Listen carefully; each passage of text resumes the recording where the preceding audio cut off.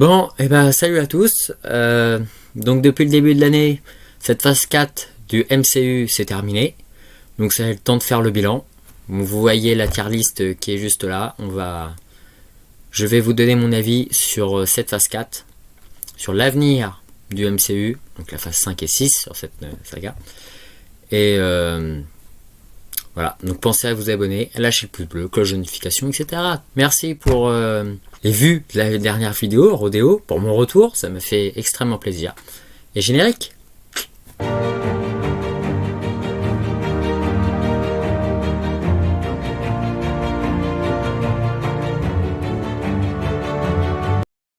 WandaVision. Donc WandaVision, c'est une série qui est sortie, c'est la première série MCU qui est sortie, que moi, donc à part les deux premiers épisodes qui étaient en noir et blanc, que j'ai beaucoup aimé. Enfin beaucoup. Je la mettrai dans le bien. Voilà. Parce que c'était pendant ou après le confinement. Donc c'était une bonne série que j'ai bien aimé regarder. Ça faisait passer le temps. Loki. Alors là, je vais me faire des ennemis. Je vais mettre ça dans regardable. Alors moi, le personnage de Loki, ça fait deux. Les personnages d'anti-héros, de toute façon, en général, c'est pas trop mon truc à part Deadpool. J'aime bien le personnage Morbius, Owen Wilson, si je dis pas de bêtises, qui est un acteur que j'aime beaucoup. On voit notamment dans La Nuit au musée, avec Ben Stiller et Robin Williams. Donc c'est pour lui que j'ai regardé la série. Et la série, oui, regardable, m'a fait passer le temps. J'ai pas plus aimé que ça, quoi. Je m'en fous un peu en fait.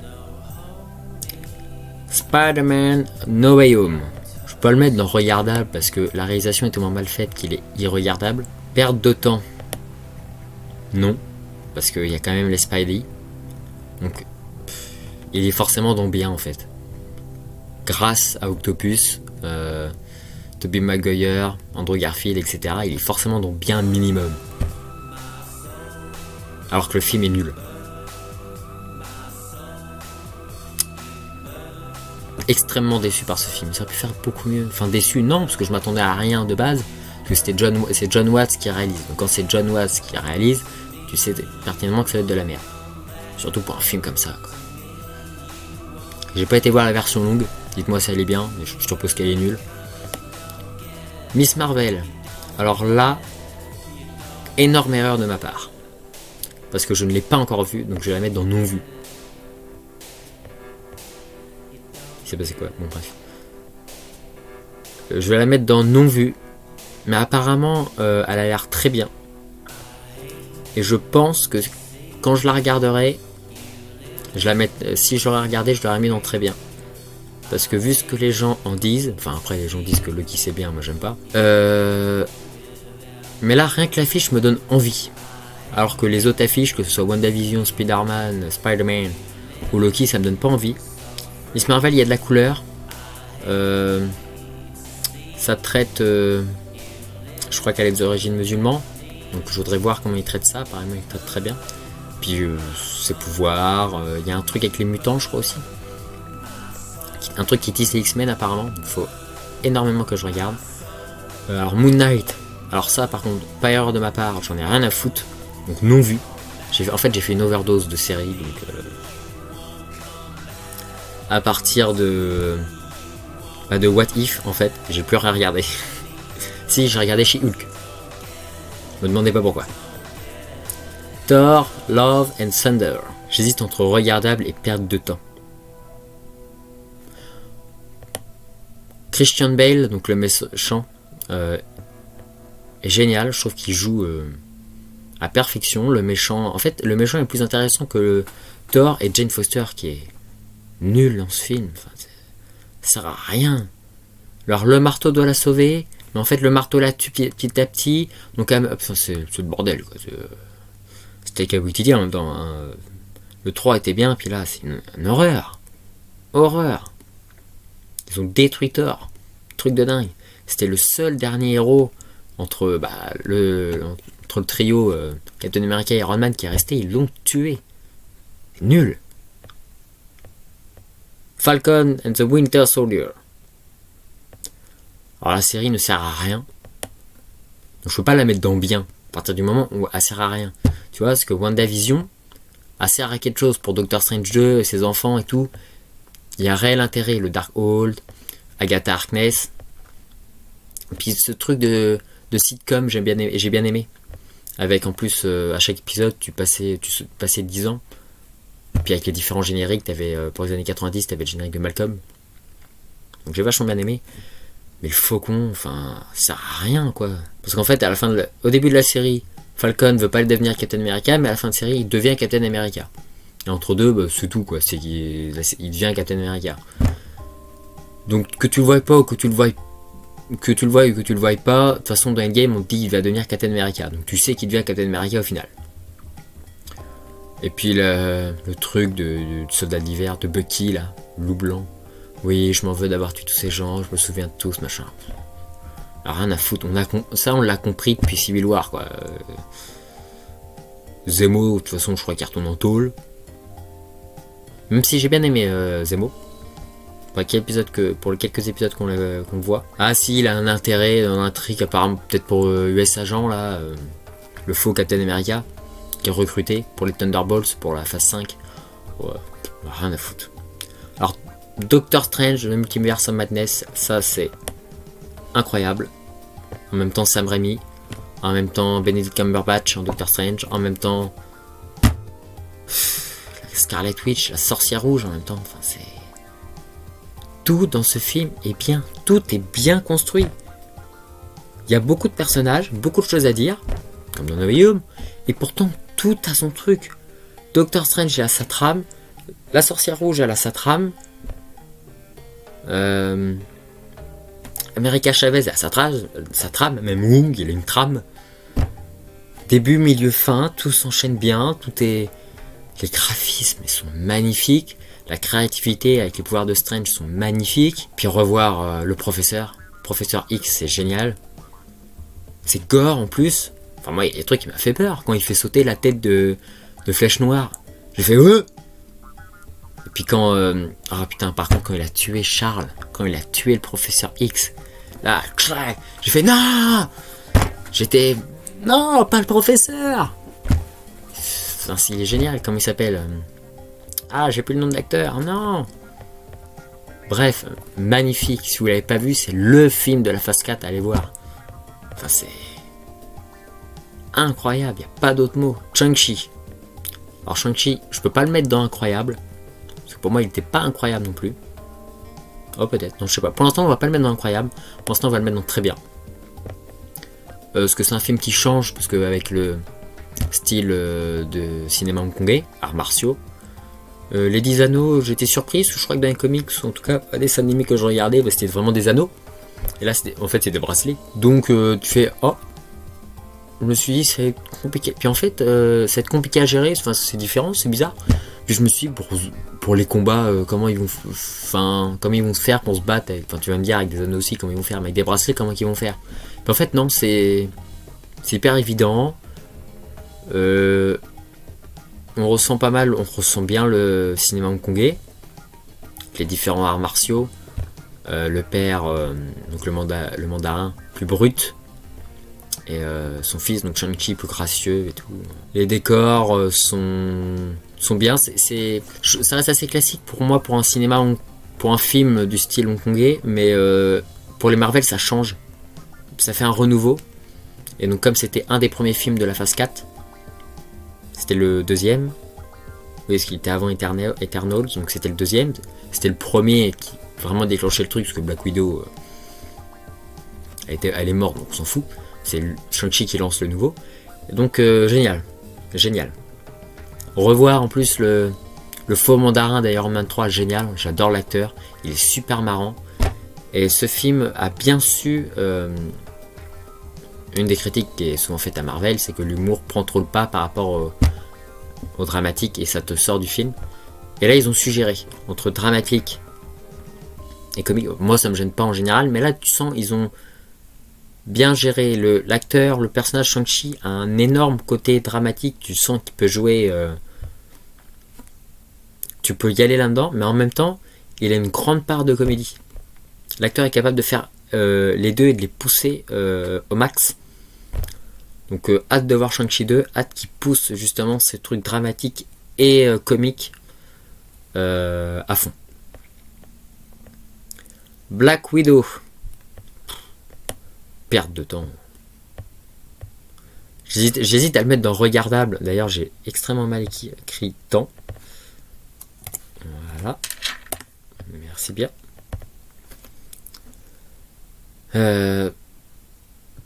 Donc j'hésitais à le mettre dans regardable parce que c'est Black Widow, la dernière de Romanoff, mais perte de temps, inutile.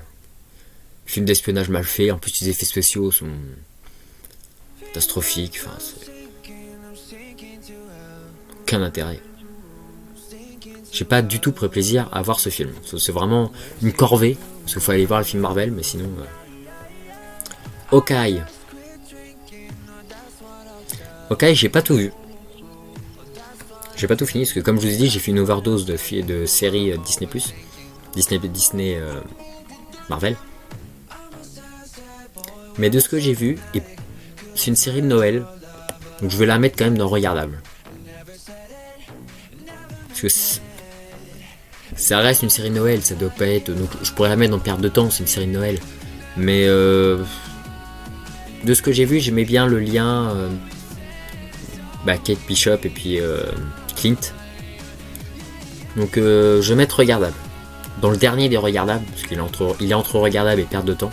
Mais j'ai pas envie de le mettre dans perte de temps. I Am Groot, pas vu, rien à foutre, rien à carrer, enfin ça sert à rien, rien à carrer quoi. Je l'aurais vu, ça aurait été une perte de temps. She-Hulk. Pareil, j'ai pas envie de le mettre dans perte de temps, parce que ça c'est une série qui, en plus, tu vois que t'es pas obligé de regarder. Tu vois, une série comme Loki, WandaVision, pour comprendre la suite de l'intrigue, et je pense aussi Miss Marvel, faut la regarder parce qu'il y a un gros lien avec les films. On l'a vu avec WandaVision.